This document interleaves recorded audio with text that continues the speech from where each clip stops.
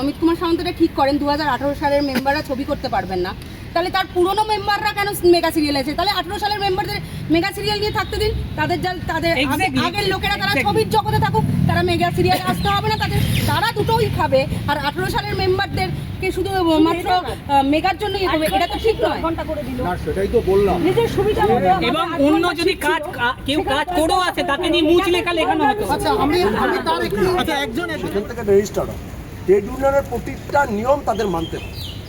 এখানে আমরা হচ্ছে আনঅর্গানাইজ সেক্টরে কাজ করি, আমরা কোনো অর্গানাইজ সেক্টরে কাজ করি না।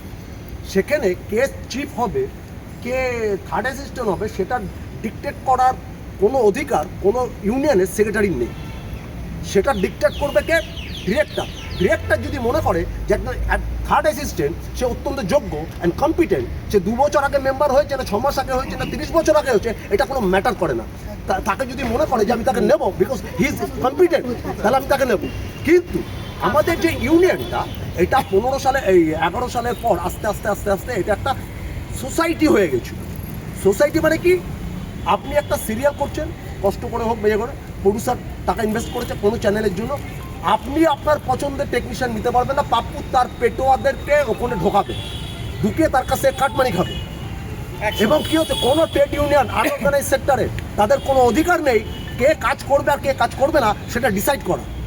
এই ক্ষমতা ট্রেড ইউনিয়নের সেক্রেটারিকে দেওয়া হয়নি।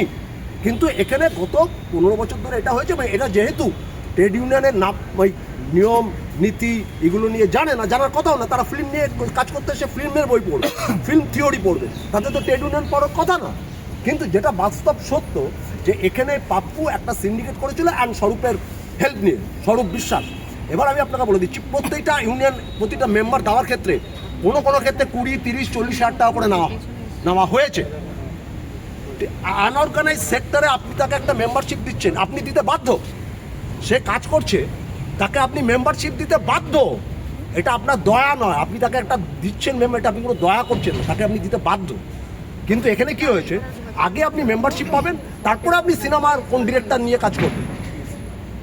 এই যে নিয়মটা করেছে এখানে, যে আগে আপনাকে ইউনিয়নের মেম্বার হতে হবে, মেম্বার না হলে আপনি কোনো ডিরেক্টর আপনাকে নেবে না, এই যে একটা ভয়ের পরিবেশ করে দিয়েছিল, ডিরেক্টরও বলতে বাধ্য হচ্ছিল ভাই আগে তুমি মেম্বারশিপ নিয়ে নাও। এটা হচ্ছে সম্পূর্ণ বেআইনি এবং একটা ক্রিমিনাল অফেন্স। কিন্তু কেউ এটা নিয়ে গত 15 বছরে চিঠি চাপাটি কেউ করে, ও যেটা বললো বা আরেকজন যেটা বললো, এটা কোনোটাই নিয়ে করে চিঠি চাপাটি এনে। এবং ট্রেড ইউনিয়ন আরেকটা কী করেছে আমি আজকে দেখলাম, কারণ মোবাইলে সেগ্রিগেট করেছে। ও ধরুন 2 বছর আগে এসছে, ও এখন অবজারভার থাকে, সেটা ডিসাইড করবে কে? পাপ্পু। আরেকজন 5 বছর আসছে, তুই এখন থার্ড অ্যাসিস্ট্যান্ট হবি, তোকে যদি কেউ চিফ নিতে চায় তুই হতে পারবি না। আরেকজন হয়তো 10 বছর আগে এসছে, তাকে হয়তো সেকেন্ড এসছে। আর পাপ্পু নিজের গন্ডির মধ্যে কিছু আছে বুড়ো ভাব, তাদেরকে ও ঢুকিয়ে দিত সিরিয়ালে। তাকে আপনার কথা সবটাই বুঝলাম, কিছু অভিযোগ নতুন সরকার তো ক্ষমতায় এসছে, আমি এখনো দায়িত্ব পেয়েছি কিন্তু সেটা আমরা চারজন দেখছি, আপনারা কি তার সাথে কথা বলেছেন? আমাদের হয়ে কথা বলেছে, একটু জোরে জোরে বলো। মাফিয়াদিকে একটা চিঠি দেওয়া হয়েছে, একটা মুখ্যমন্ত্রীর কাছে চিঠি গেছে, একটা থানাতে জমা দিয়েছে। সমস্ত রিপোর্ট আমরা দিয়েছি, কী কী হয় না হয়, গিল্ডে কী হয় না হয়।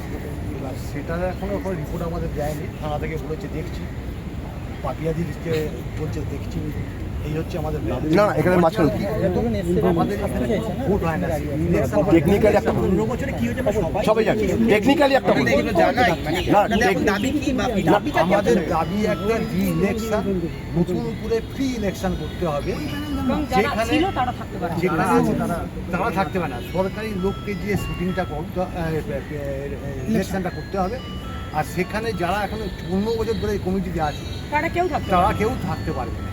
15 বছর ধরে। আচ্ছা আরেকটা কথা বলে দিই মাঝখানে ঢুকে নি, যে চিঠি দেওয়া হয়েছে সবাইকে, টেকনিক্যালি একটা জায়গা সব থেকে আগে দেওয়া উচিত, সেটা দেওয়া হয়নি, আমি তো বলেছি আজকে, সেটা হচ্ছে রেজিস্টার ট্রেড ইউনিয়নকে জানানো উচিত। যেহেতু সমস্যাটা ট্রেড ইউনিয়ন সংক্রান্ত, রেজিস্টার ট্রেড ইউনিয়ন কিন্তু এখনও জানে না যে এটার পুলিশ জানে, পাপিয়াদি জানে, অরিন্দম শীল কী বলে মুখ্যমন্ত্রী জানে, কিন্তু রেজিস্টার ট্রেড ইউনিয়ন যিনি এটার কনসার্ন, আমাদের ভোট হয় না, আমাদের এটা করতে হয়, আমাদের টাকা দিয়ে মেম্বারশিপ নিতে হয়, এটা ফার্স্ট জানানো উচিত রেজিস্টার ট্রেড ইউনিয়নকে, লেবার কমিশনের আন্ডারে ওইটা, সেটাকে এখন জানানো উচিত, আমার মনে ইমিডিয়েটলি সেটা জানানো উচিত। আর একটা কথা মাঝখানে বলে দিই, সেটা হলো আপনাদের ভালো লাগবে, এটা একটা ব্রেকিং নিউজ করুন, আমাদের এখানে একটা মেডিক্লেম চলতো, এখানে একটা মেডিক্লেম স্কিম চলতো, এখানে একটা মেডিক্লেম স্কিম চলতো 2014 সাল থেকে। এটা আমি আপনাকে দায়িত্ব নিয়ে বলে দিচ্ছি, এটা এই কারণে বলে দিচ্ছি কারণ আমি আপনাদের তথ্য দিয়ে দেবো।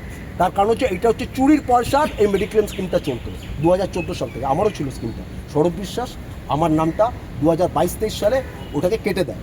এরপর আমি হাইকোর্টে ওটার আমি রিট করি, তারপরে 24 সাল থেকে টোটাল মেডিক্লেম স্কিমটা এই টোটাল ইন্ডাস্ট্রি টোটালটাই কিন্তু সরকার, আগের সরকার বন্ধ করে দিয়েছে। যদি ওটা মানে সরকারের অর্থ দপ্তর থেকে ব্যাকআপ থাকতো তাহলে ওই মেডিক্লেম স্কিমটা কিন্তু বন্ধ হতো না। তারপরে বোঝাই যাচ্ছে ওটা চুরির টাকার মেডিক্লেম স্কিম ছিল, যে কারণে ওটা বন্ধ করে দিয়েছে সৌরভ বিশ্বাস। এখানে কেউ এখন কিন্তু পায় না, এবং এটা আমি ওদের বলেছি, সবাইকে বলছি দরকার পড়লে ট্রেড ইউনিয়নে যেতে হবে। যেটা হচ্ছে যে আমাদের এখানে গিল যেভাবে চালানো হয়, আমি কিছুদিন দায়িত্বে ছিলাম 2018 থেকে 2022 সালের 5 ফেব্রুয়ারি পর্যন্ত। তো সেদিনকে আমি রেজিগনেশন দিই।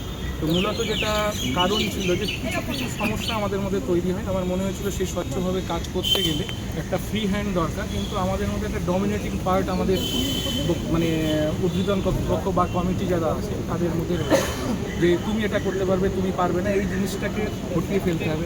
একটা ভয়ের পরিবেশ, যে আজকে এই যে আমরা প্রেস কনফারেন্স করছি, আজকে আমরা যতজন মেম্বার, দেখা গেলো যে কালকে থেকে আমাদের মেম্বারশিপ থাকবে কিনা আমরা জানি না, হয়তো দেখা গেলো আমাদেরকে বলা হলো যে তোমরা আর মেম্বার নও। তো সেই যে ভয়টাকে উপড়ে ফেলতে হবে। আমাদের গভর্নমেন্ট চেঞ্জ হওয়ার পরে মনে হয়েছে যে ভয় জিনিসটা যাতে না থাকে, কিন্তু সেই ভয়টা এখনও আমাদের মধ্যে রয়েছে। আমরা বুঝতে পারছি না যে আমরা আগামীতে কীভাবে চলব। আমি 2022 সালে মানে যে ইলেকশন হয় সেই ইলেকশনের সেক্রেটারি, জয়েন্ট সেক্রেটারি পদপ্রার্থী আনবো। কোনো এক অজানা কারণে যখন কাউন্টিং চলছে, কাউন্টিং চলতে চলতে আমরা দেখতে পাই 3 রাউন্ড গোনা হয়েছিল, 2 রাউন্ড পর্যন্ত সব থেকে বেশি ভোটে আমি এগিয়ে। কোনো এক অজানা কারণে একটা ফোন আসলো, 2 মিনিটের মধ্যে সবাই একটা রাউন্ড মিটিং হলো। মিটিং হওয়ার পরেই দেখা গেল যে আর তারপরে একটি ভোটও আমি পেলাম না। এবং তারপরেও দেখা গেল যে আমরাও তো কাউন্টিং করছিলাম নিজেরা, কাউন্টিং করে দেখা গেল আমি সেখানে 17 ভোটে এগিয়ে।